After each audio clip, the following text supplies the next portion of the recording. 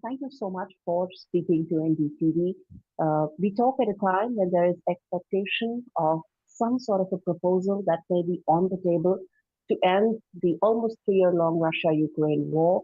In your assessment, when the meeting takes place and when the proposal does come about, as someone who's been part of the previous Trump administration, how hopeful are you that there will be some sort of a negotiated settlement to this war? Yeah. Well, thank you very much. It's a pleasure to be with you. I don't think there is a concrete plan on the table just yet. I think this is really some of the very beginning of pressing parties to come to the table, particularly pressing Vladimir Putin to come to the table and to try to stop the war, to agree to a ceasefire. I frankly am very optimistic about getting a ceasefire this year. That is to say, an end to the fighting. I think the Russians need that. I think the Ukrainians want that. And I think President Trump is going to push for that. As for a final agreement on a settlement, I am very skeptical that we will ever get there. Putin's plans, Putin's desires are to eliminate Ukraine as a state. He doesn't want to see a sovereign, independent Ukraine. He doesn't believe that Ukrainians are an independent people, that he thinks that they're all Russians.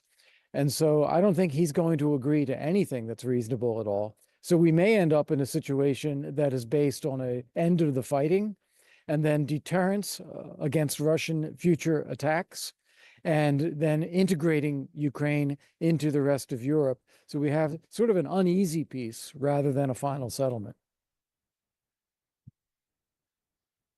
Come as that may be, that whatever may be some sort of a peace formula that may be agreed upon, even if it's far from optimal or perfect, do you think that could really sort of put an end to the long-drawn war and work towards some sort of a long-term settlement is not the right word, but some sort of a negotiated peace agreement that all parties may be open to? And the reason why I ask you this is because this is coming in the backdrop of Pete Hegseth's comments, which said that Ukraine is not going to enter NATO, there's not going to be any American troops in Ukraine, and going back to the 2014 border is now absolutely unlikely. In the backdrop of those comments, and in the backdrop of a settlement that may be far from optimal, what do you think would be the future of Russia, Ukraine, and Europe equation vis-a-vis US? Right. So since then, Vice President Vance has clarified that that's not taking any options off the table. All options are on the table.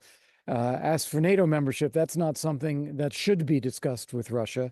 That is something only for Ukraine and NATO to discuss. It's not any of Russia's business. As for the 2014 borders, President Zelensky has said that it's not realistic to retake the territory militarily at this time, and that Ukraine is prepared to have a ceasefire and to pursue the return of its territory by other means, political, diplomatic, and so forth. So it is the commentary about this in public has been, I think, as if Hegseth or the United States is giving things away. That doesn't seem to me to be what's actually happening. As for the future, and to your question, I think it really comes down to containment of Russia. It is deterring Russia from future attacks. Vladimir Putin believes that Russia has a right to be an empire, believes it has a right to own territory that belongs to other people. He has tried to take this militarily, and he is continuing to try to do that. And I think the only thing we can do is make sure there is enough presence to stop him.